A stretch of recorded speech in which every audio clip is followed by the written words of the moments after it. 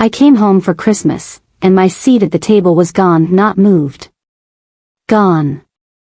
The lemon pie I'd baked that morning still steamed in my hands as I stepped into my mother's dining room. The chandelier threw gold light across the polished oak, 6 plates gleaming beneath it. One of them, where mine used to be, now sat in front of a stranger wearing my sister's engagement ring.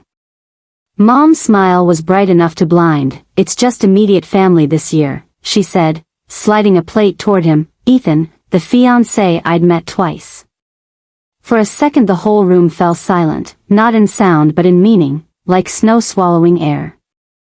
I set the pie down on the counter and forced a smile that didn't reach my eyes. If family is about belonging, what happens when they quietly vote you out? Mom always said Christmas was about tradition. The same chipped snowman mugs.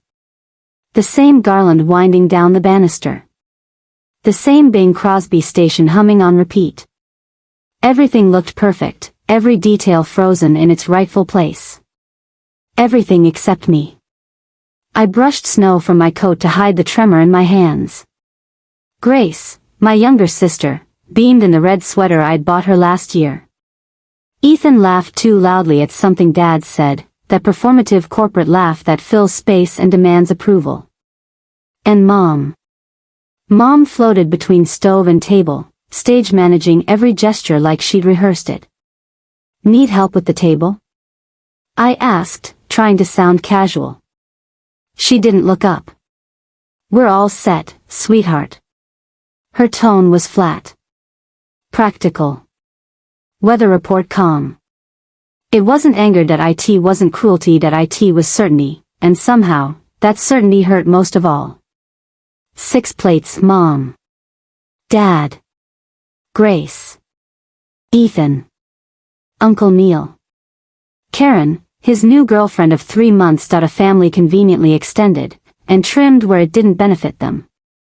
My seat, the one I'd filled every Christmas since I could remember, was gone. My name card gone. My contribution erased.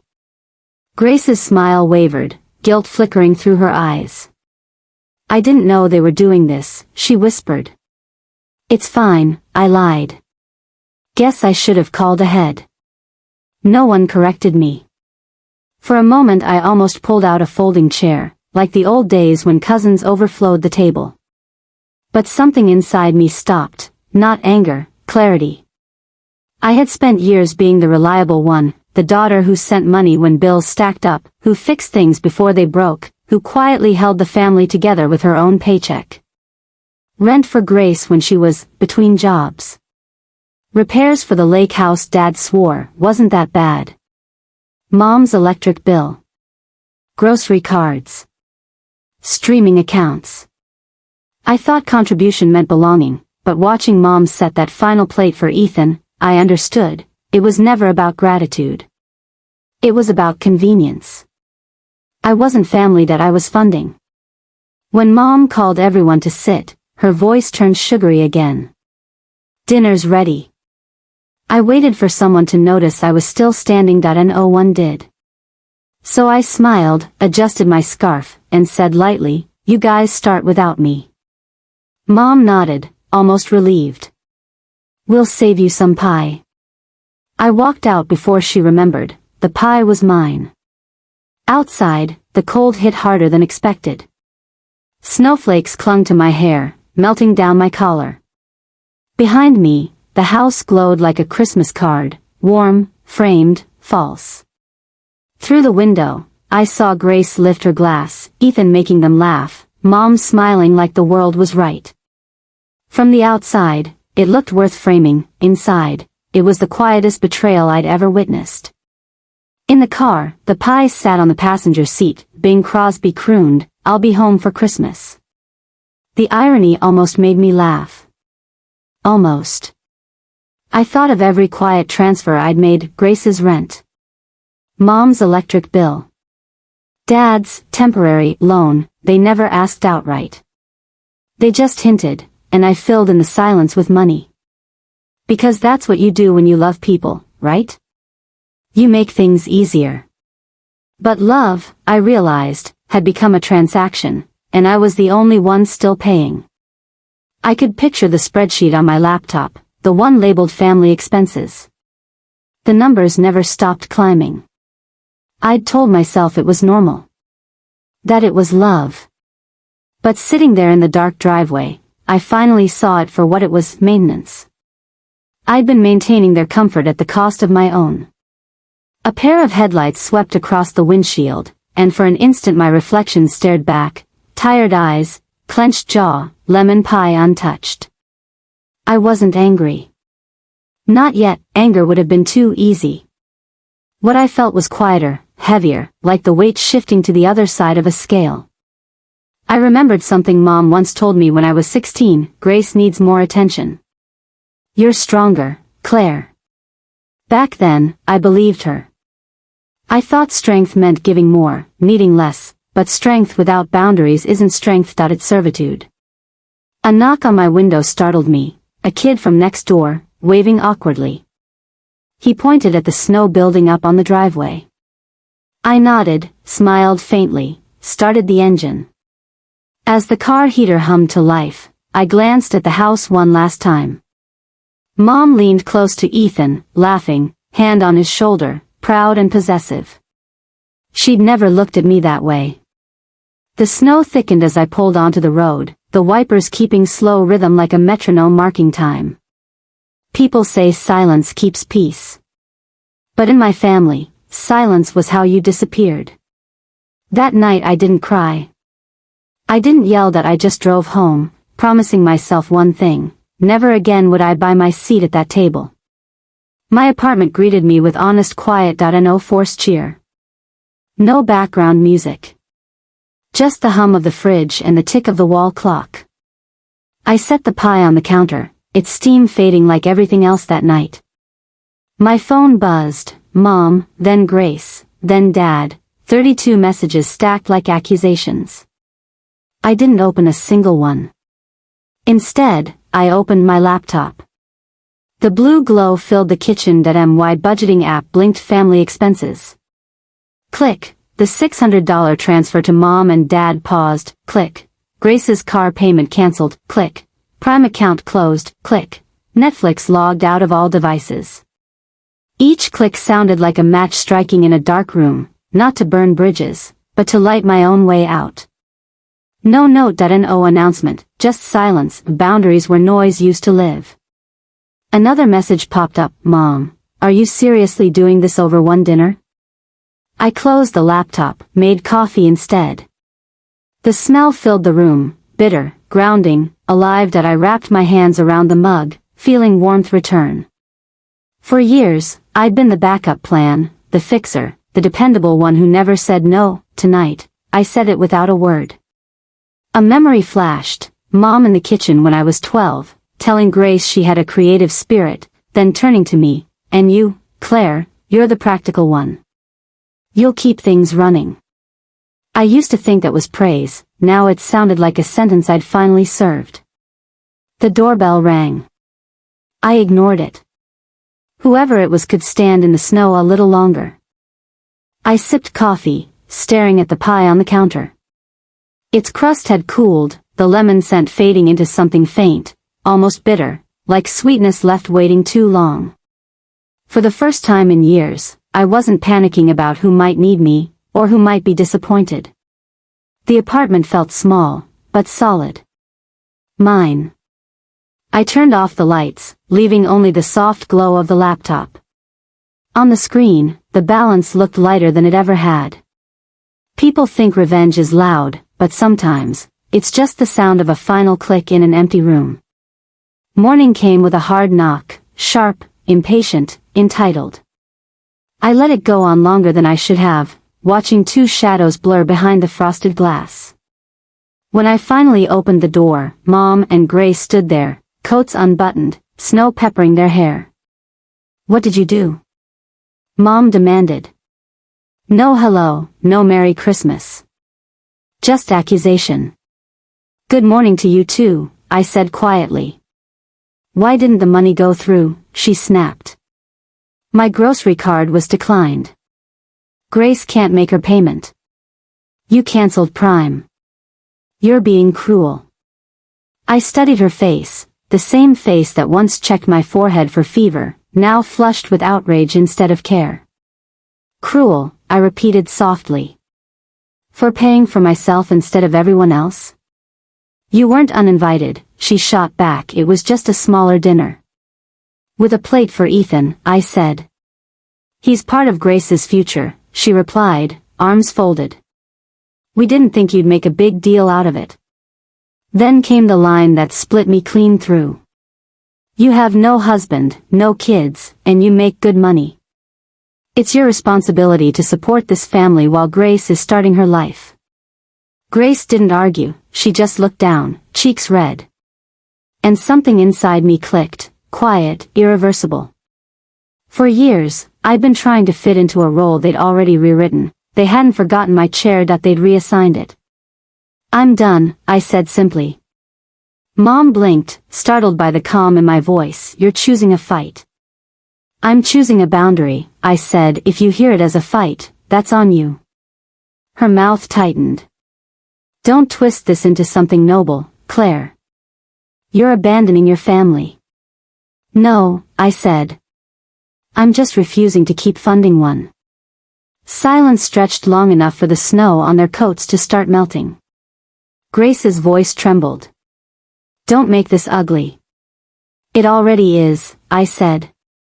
I just stopped pretending it's not. Mom sighed, switching to guilt. You'll regret this. One day you'll need us.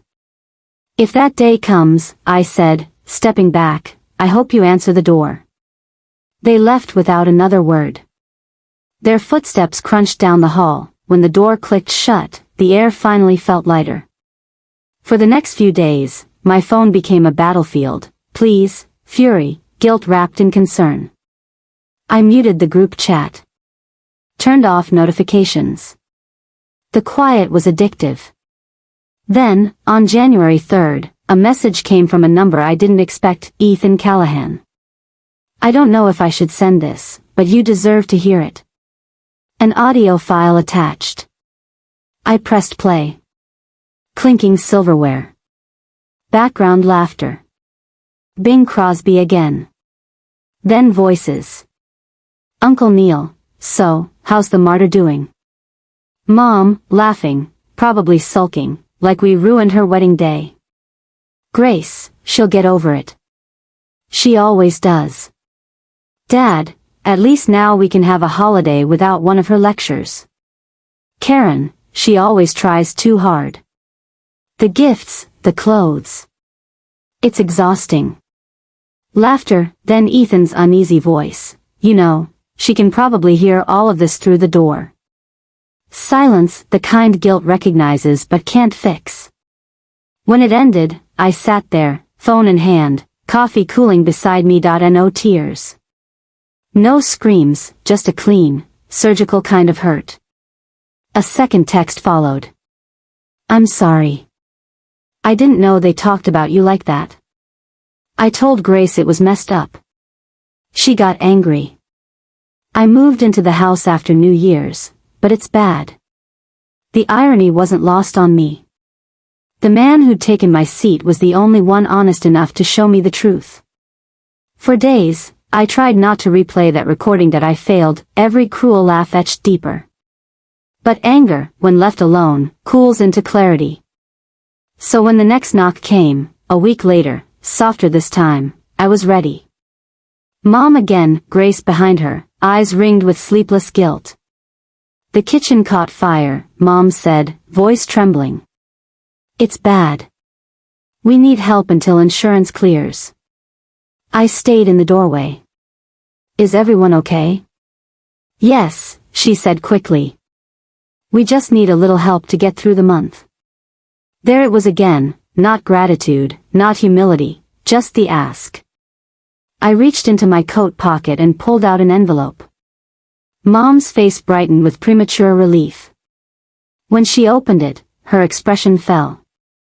Inside was a single $50 bill. What is this supposed to be? She snapped.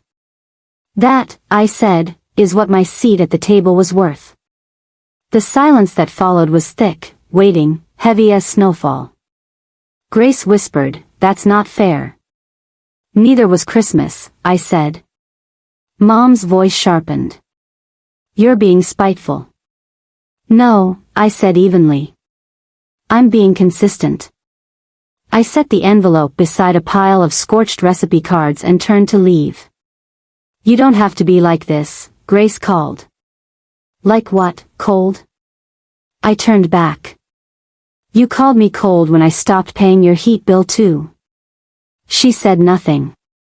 Outside, the wind bit at my face, clean, sharp, honest. Each step toward my car sounded like punctuation in a story finally reaching its period. That night, I didn't celebrate the small victory that I just sat by the window with tea, the city below still buried in winter silence. Portland after Christmas is a strange thing, half lights, half ghosts. The snow had crusted over the sidewalks, reflecting street lamps like broken glass. I watched it for hours, waiting for the usual rush of guilt that always followed my defiance. But it never came. For the first time in my adult life, I didn't feel responsible for the mess someone else had made. My phone vibrated across the table, Mom again, then Dad. I didn't even glance at it. I turned it face down. Family shouldn't sound like a demand. The days that followed felt like detox.no requests. "No, can you just quiet?" I made coffee. Worked from home. Relearned the sound of my own thoughts. At night, I'd light the same candle near the window, the one that used to flicker during power outages back at my parents' house. It used to mean something's wrong. Now, it meant I'm free. But freedom is funny that it doesn't rush in like music, it creeps in through silence. On the 5th day, an envelope slid under my door. No return address. My stomach tightened before I even picked it up. Inside, a stack of receipts and bank statements with my name printed on top. Restaurant bills. Hotel stays. A $600 stroller from a boutique in Lake Oswego, all charged to a credit card I didn't know existed. $8,000 that I in my name. I stared at the numbers until they blurred. Then again at the signature on the bottom. Grace's handwriting. The betrayal didn't hit like lightning this time. It landed slow, heavy, deliberate. She hadn't just taken my chair. She'd used my name. For a few minutes I couldn't move, the room felt smaller, air tighter, heartbeat louder. When I finally sat down, I did what I always did, opened my laptop, clicked open my finances. Then my credit report. There it was, an active card, opened 3 months ago. Joint authorization listed under Claire Bennett. Address, my parents' house. That was the part that broke something in me, the address. They'd done it right under their own roof, certain I'd never check, certain I'd stay quiet because family doesn't press charges. But family had stopped being family when they started signing my name. The next day, I called the bank, explained, calmly, carefully, with a voice that didn't sound like mine. The woman on the line hesitated. "That's a serious claim, ma'am. You'll need to file a report and contact the authorities." I thanked her, hung up, and stared at the phone. For most people, calling the police on your sister would feel unthinkable, but so did watching your own mother smile while handing your seat to a stranger. That evening, I sat at my desk, pen in hand, staring at the fraud form. The section labeled relationship to offender waited, blank and patient. I wrote one word, sister. The ink didn't even shake. The next morning, my lawyer, a woman named Erica who specialized in financial disputes, called. Her voice was brisk, kind. "8,000's not nothing," she said. "But what you're really after isn't money. It's closure." She was right. Every signature, every notarized copy, every recorded call felt like a slow, quiet reclamation of my name. While the paperwork churned through the system, I received one final text from Grace.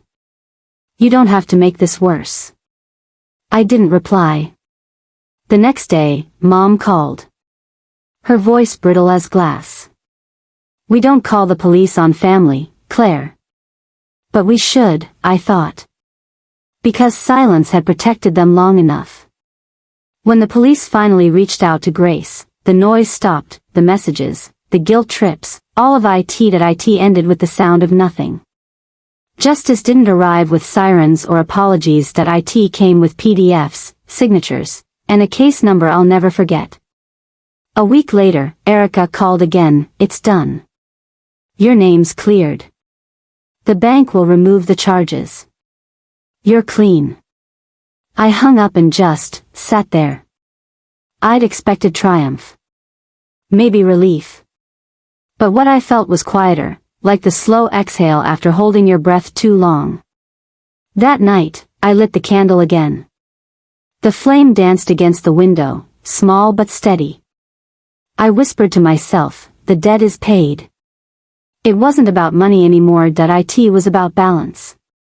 The following weeks slid by in muted peace. No more texts. No more guilt disguised as family duty. And I started to notice small, beautiful things. The smell of coffee in the morning, the hum of the radiator, the quiet satisfaction of paying a bill that was only mine.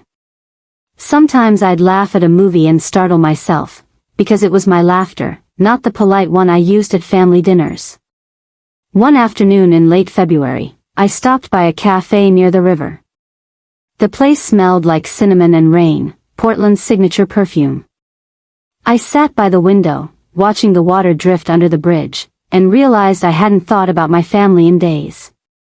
Then my phone buzzed, an unknown number, voicemail. I played it. Dad's voice. Softer than I remembered. Hey sweetheart. I don't know if you'll listen to this, but I need to say it anyway. You were right that we treated you like a safety net, and when you stepped away, the whole house fell. Your mom's not ready to admit it, and Grace, well, she's Grace, but I see it now that we built a family that only made noise when it needed something. I'm sorry. I hope one day you'll talk to us again, not for money. Just to talk. The message ended with the faint sound of him exhaling, a sigh caught between regret and relief. I didn't cry. I just smiled faintly, saving the voicemail. Not to replay it, but to keep proof that some truths eventually land. Then I opened my notebook, the one where I'd tracked every dollar, every favor. On the final page, I wrote in neat block letters. The debt is paid. When I closed the cover, the sound felt like a lock turning. March came early that year. The snow began to melt, leaving streaks of gray slush along the sidewalks. The air smelled of wet concrete and something like rebirth. I started walking again, long evening walks by the river, headphones off, thoughts loud. I began to remember things I used to love before family became a full-time job. Music. Painting. Sleeping in on Sundays. I even started therapy, the kind that doesn't promise miracles, just mirrors. My therapist, a calm woman with kind eyes, said something that stuck. When people stop valuing your silence, it's time to speak by living differently. So I did. I stopped apologizing for peace, stopped explaining boundaries like they were crimes, and slowly, the pieces of my life that had always belonged to me started fitting together again. By April, I'd moved to a new apartment, small, sunlit, quiet. I sold the car that carried all those painful drives home. I bought a bicycle instead. Each morning, I'd ride to the office through a stretch of road lined with cherry trees. The petals fell like confetti. And I'd think, maybe, just maybe, this is what freedom sounds like, tires on wet pavement, no one calling, no one asking. But peace, once found, doesn't erase the past. It reframes it. Some nights I'd dream of that Christmas table, the light. The laughter. Mom's smile that didn't reach her eyes, and I'd wake up not angry, not broken, but detached, like remembering a movie I used to believe was real. Then, one afternoon in May, the doorbell rang again. I almost didn't answer, but curiosity has a pulse of its own. It was Ethan. He looked different, thinner, quieter, eyes shadowed. I moved out, he said before I could speak. Couldn't stay there anymore. He handed me another envelope. Receipts, statements, the same credit card trail, this time with new charges. She tried to open another account, he said. Your mom stopped her. It's bad. He paused, guilt flickering across his face. I know I don't have the right to say this, but they're unraveling. Without you, everything's coming apart. I studied him, the man who'd once sat in my chair. He looked nothing like the arrogant fiancé who'd laughed too loud that Christmas night. What do you want me to do with this? I asked. Nothing, he said. Just know it wasn't you. None of this was your fault. For a moment, I saw the faintest trace of redemption in his eyes, the kind that comes from realizing too late who the real villain was. After he left, I stood there in the doorway for a long time, envelope in hand. Then I walked to my desk, pulled out my old notebook, and added one more line under the debt is paid. Lesson learned. And beneath it, silence is not kindness. Boundaries are not cruelty. Weeks turned into months, the quiet stopped feeling like absence and started feeling like home. I built new traditions. A Sunday ritual, coffee by the window, a walk through the farmer's market, a call with people who didn't want anything from me. One of them was Erica, my lawyer. Over time, she became a friend. She once said, revenge doesn't always mean destroying someone. Sometimes it just means living in peace while they watch their chaos catch up to them. She was right. Because by June, Grace's world had begun to unravel publicly. A mutual friend told me she'd lost her job after her employer discovered the fraud report. The same report that cleared my name had followed her. Consequences have a long memory. I didn't gloat. I didn't post. I didn't even smile. I just whispered, balance, and let it go. By July, Mom sent one final message. We're selling the house. I hope you're happy. I didn't reply. But I did feel something close to peace. Not because they were suffering, but because I no longer felt obligated to fix it. I had finally let go of the illusion that I was responsible for keeping anyone else afloat. And in that quiet detachment, I found power, the kind that doesn't roar. It hums beneath your ribs like calm thunder. One Friday night, I baked a lemon pie again, same recipe, same dish, but this time for me. The crust cracked slightly, the filling bubbled, the smell filled the apartment. When it cooled, I cut one perfect slice, placed it on the same chipped snowman plate I'd taken from Mom's house years ago, a tiny relic of a tradition that no longer owned me. I ate it slowly, alone, smiling between bites. It didn't taste like revenge. It tasted like reclaiming sweetness that had once turned bitter. The next morning, I woke up before dawn and drove out to the coast. Fog rolled over the water like silk. The ocean stretched quiet and endless, the horizon glowing faint pink. I parked, stepped out barefoot, sand cold under my feet. For a long time, I just stood there, letting the salt air fill my lungs. Then I whispered, not to anyone in particular, maybe to the girl I used to be. You made it. And for the first time, I believed it. Summer passed quietly. Portland bloomed back to life, street musicians returning to their corners, coffee shops spilling laughter onto sidewalks, and the air sweet with rain and jasmine. I'd forgotten what it felt like to walk through a city without bracing for a call from home. No emergencies. No emotional invoices disguised as concern, just silence. Sometimes, on my way to work, I'd catch myself smiling at nothing. It wasn't joy exactly. More like relief stretched thin and soft across the bones of who I used to be. In late August, a small envelope arrived at my office. No return address again, but I knew the handwriting. My father's, blocky, cautious, the way men of his generation wrote when emotions were trying to hide behind formality. Inside was a single note. Claire, we sold the house. Your mother wanted to move closer to Grace. I wanted to tell you before you heard it elsewhere. I know I can't undo the past, but I'm trying to make peace with it. I hope you're doing well. Dad. No apology. No plea. Just acknowledgement, and somehow, that was enough. I folded the letter, placed it in my drawer, and went back to work, because life, I'd learned, doesn't pause for resolution, it just shifts when you do.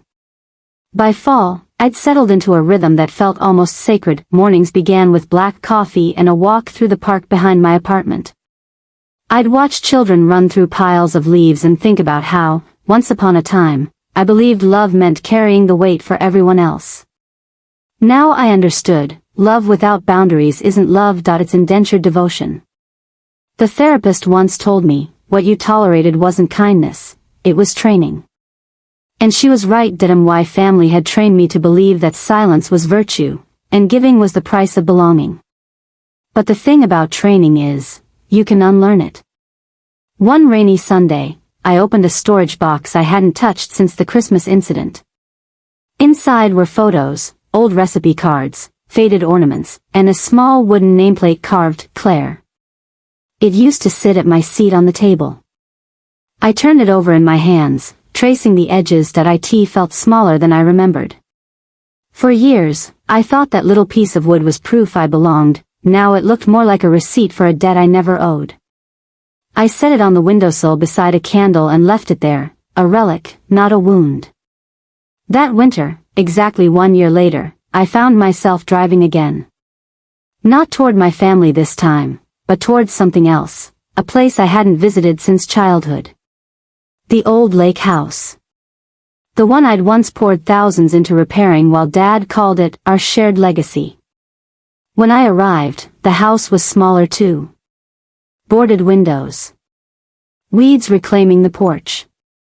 It looked like the physical version of every conversation I'd ever had there, appearances trying to hold, while rot quietly spread underneath.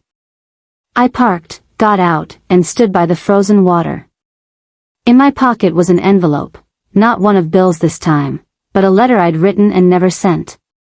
To Mom. It said everything I'd never said out loud. You taught me to keep peace at any cost, but you never told me that peace built on silence is just fear dressed nicely. You said family sticks together, but you never said how it feels to be the glue everyone walks on. That I forgive you, not because you asked, but because I'm done holding the weight of your denial. That I hope someday you understand what love looks like when it's no longer afraid. I folded it, set it under a rock by the dock, and walked away, not a cinematic goodbye. Just an honest one. Back home, I started writing again, stories. Essays. Little reflections about boundaries, self-worth, and the quiet power of saying no. I didn't plan to share them, but one evening, I posted a short essay titled, The Cost of a Seat at the Table. It went viral overnight, thousands of comments, people from all over the world writing things like, "This is my family too. I thought I was alone. Thank you for saying what I never could."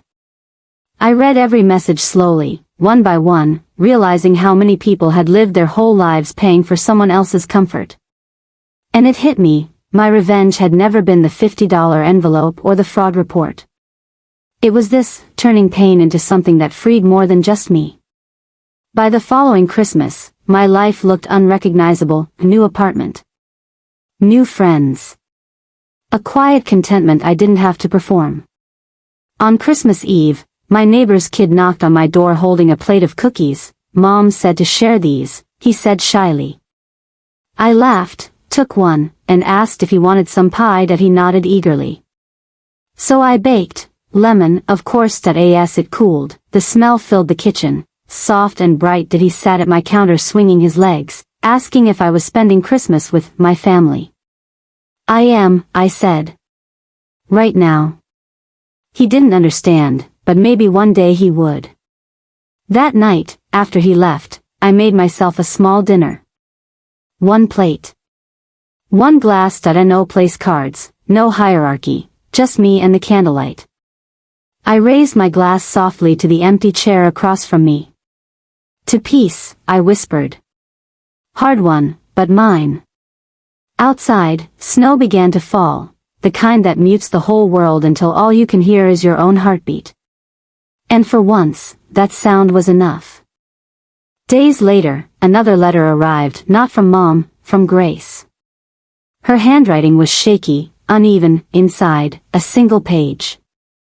Claire, I know you don't owe me a reply, but I need to say it anyway that I was angry because you stopped being what I depended on, that I told myself you were cruel when really I was scared to see how much I'd leaned on you. The investigation's over. I lost my job. I deserve that I'm working at a bookstore now that I paid back the bank. Slowly that I hope someday we can talk. You don't have to forgive me, just know that I finally see what you meant when you said family shouldn't sound like a demand. Grace. I read it twice. Then a third time. The words didn't heal me, they didn't need to. They just closed a chapter I'd already finished writing. I folded the letter and placed it in the same drawer as Dad's. 2 pieces of paper, side by side, apology and acknowledgement. The 2 halves of peace. By spring, my story had reached over 1 million views online. People called it empowering, heartbreaking, inspiring, but to me, it was just true. I started speaking at small gatherings, community centers, women's circles, even college workshops. That I didn't talk about revenge, that I talked about reclamation. How leaving the table doesn't mean losing family, that it just means you stopped paying for your own erasure. Every time I told the story, someone would cry quietly in the back, and every time, I'd tell them what I wish someone had told me years ago. You're allowed to stop showing up where you're only loved conditionally. That line became the most shared quote from my talks. Simple. Final. A quiet rebellion disguised as wisdom. In May, I received one last call from my father that I almost didn't pick up, but curiosity still wins sometimes. Hey, sweetheart, he said. His voice was slower now, tired but clear. Your mom's been different since the move. Quieter. She reads your essays, you know. She won't admit it, but she does. I smiled faintly. That's fine. I write them for people who need them, not for people who say they don't. He chuckled softly, a sound I hadn't heard in years. I just wanted to say, we're proud of you. Even if it took losing you to see who you really are. For a long moment, I didn't speak. Then I said, I didn't want to be lost. I just needed to stop being the map for everyone else. He sighed. Yeah. I get that now. We talked a little longer, about the weather, the garden, nothing deep. But when we hung up, the air felt lighter.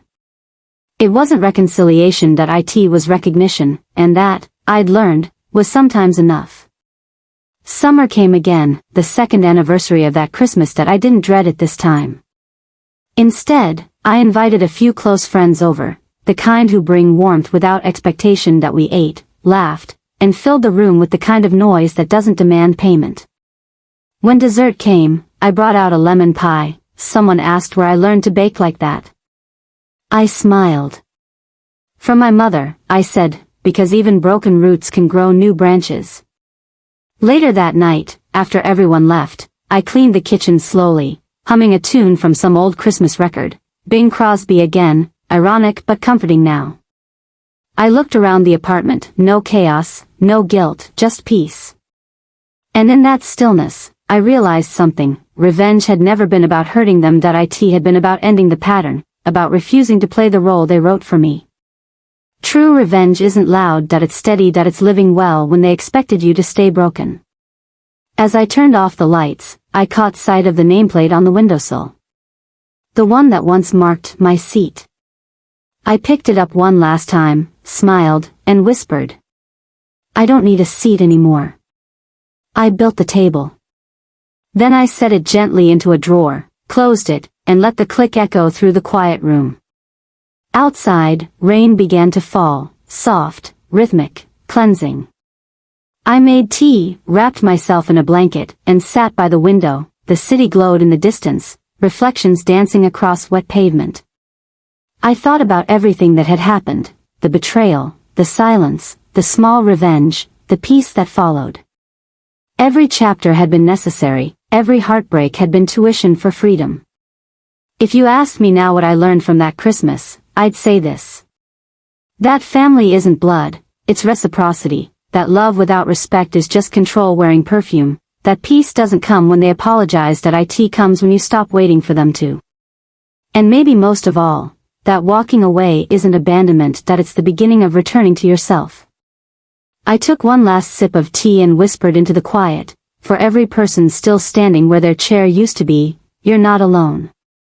Then I smiled, the kind that doesn't need witnesses, and added softly, if this story resonated with you, share it, maybe someone else needs to remember what peace sounds like too.